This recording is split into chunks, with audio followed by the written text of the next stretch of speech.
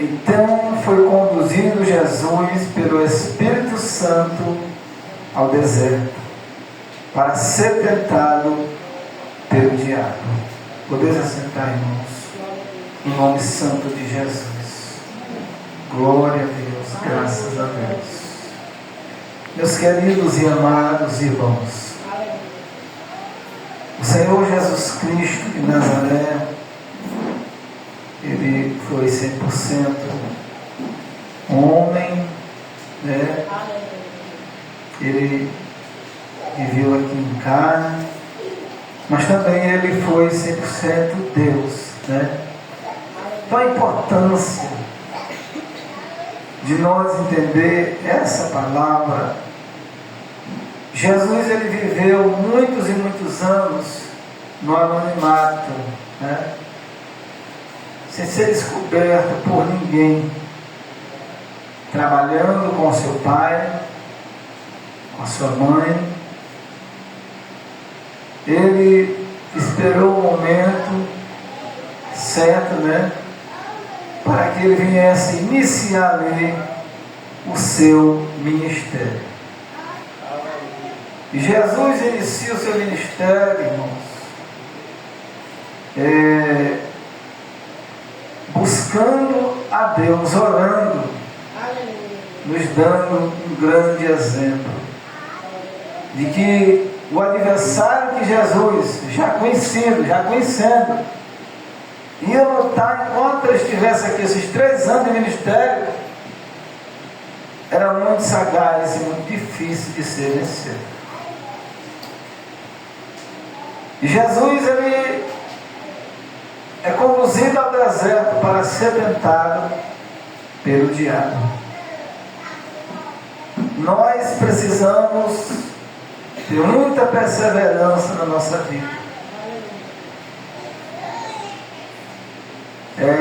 A salvação nós ganhamos aqui nessa terra, mas pense numa terra de ribuliço, pense numa terra de dificuldade, de tribulação, de aflição. É tanto que Jesus disse para os seus discípulos: no mundo vocês vão ter aflições, mas vocês precisam ter ânimo. Nós, eu, você, podemos nos entristecer, passar por angústia, mas nós não podemos perder o ânimo. Quando o servo de Deus, uma serva de Deus, ele perde o ânimo, ele perdeu tudo.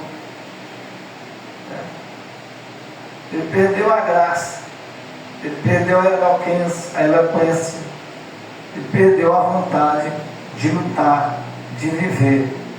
E Jesus, mesmo ele estando aqui no deserto, Jesus estava debaixo da obediência do Pai. Jesus não negou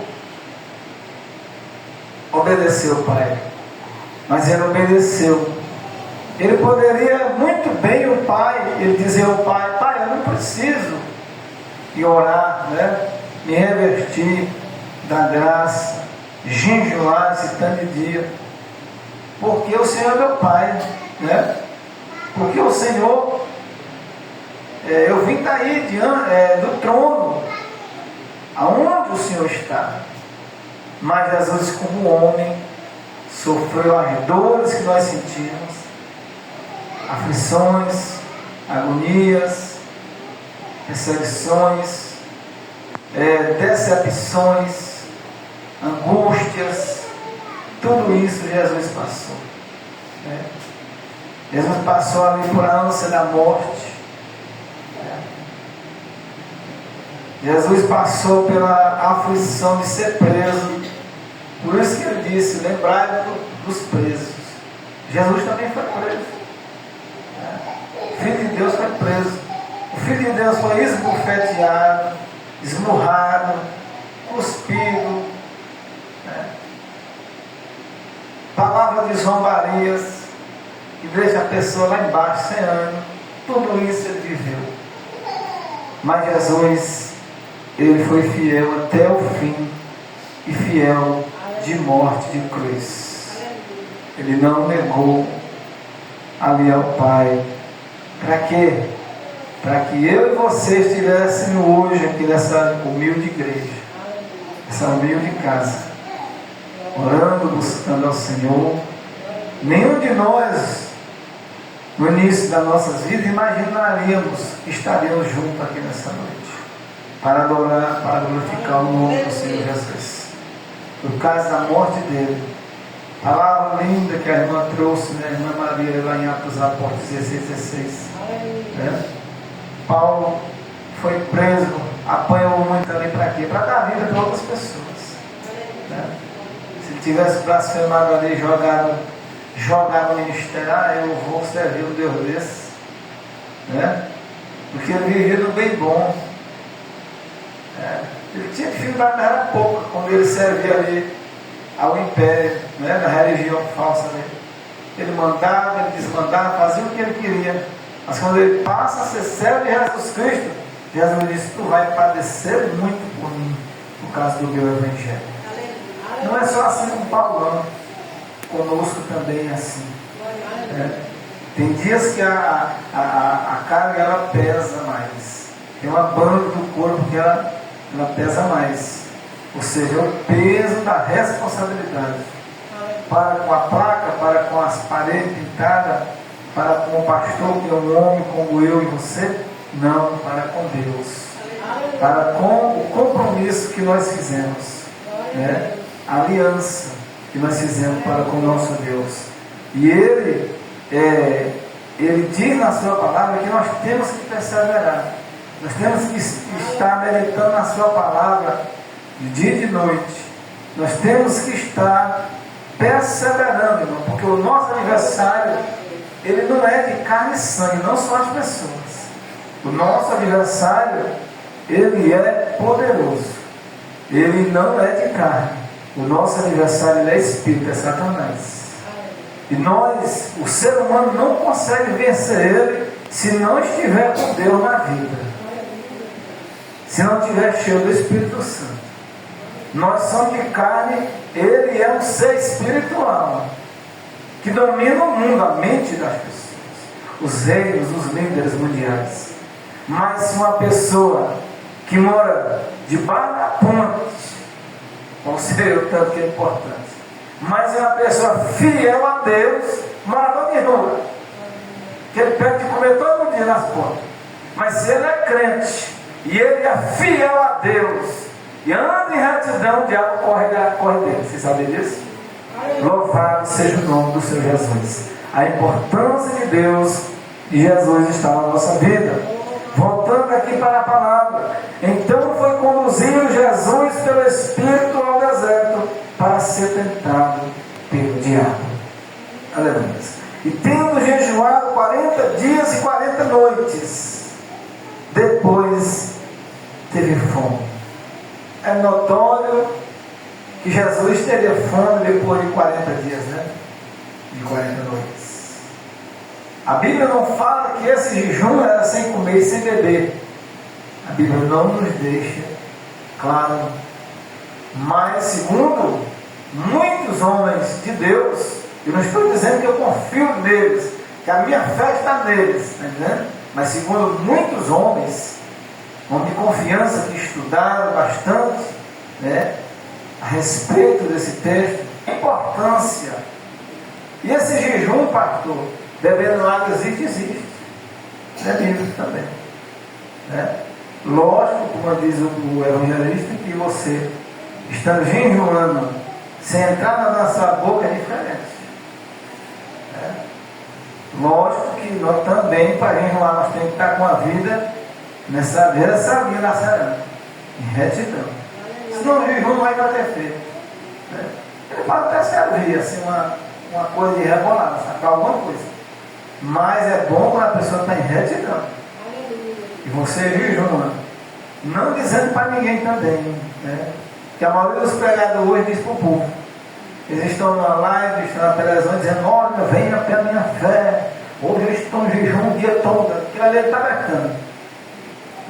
Pastor, mas vai acontecer algo? Vai acontecer algum resquício de milagre. Porque ele está usando o nome de Jesus. E o nome de Jesus tem poder.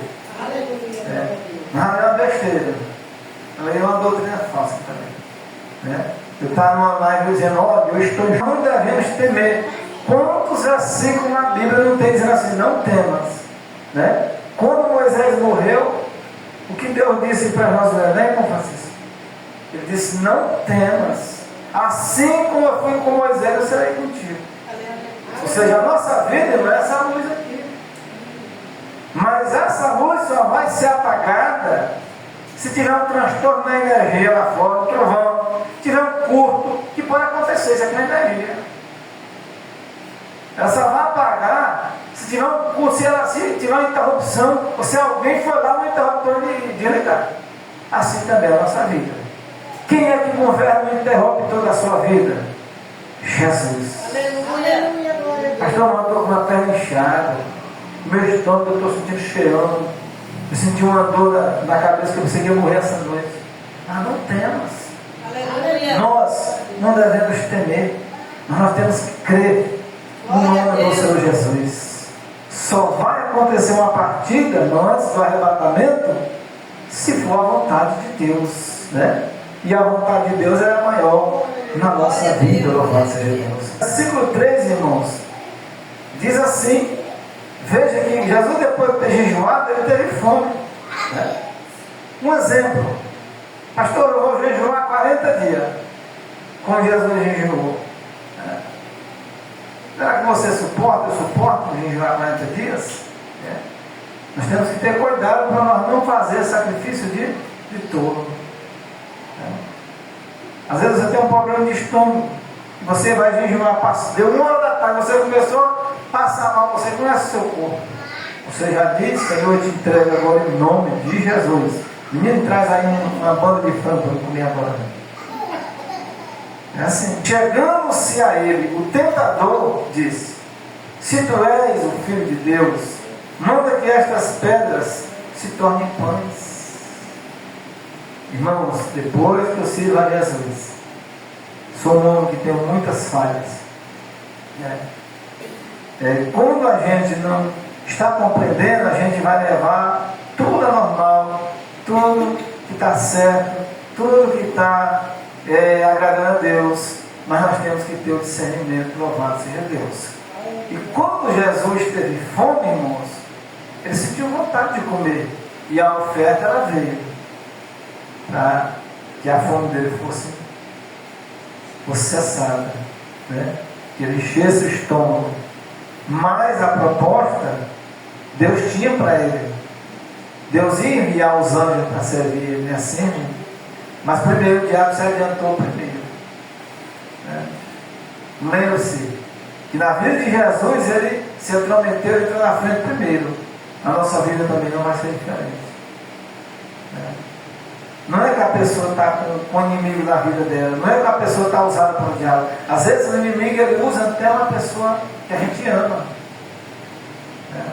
Não é porque a pessoa quis, mas às vezes ela usa uma coisinha, para tirar você do propósito.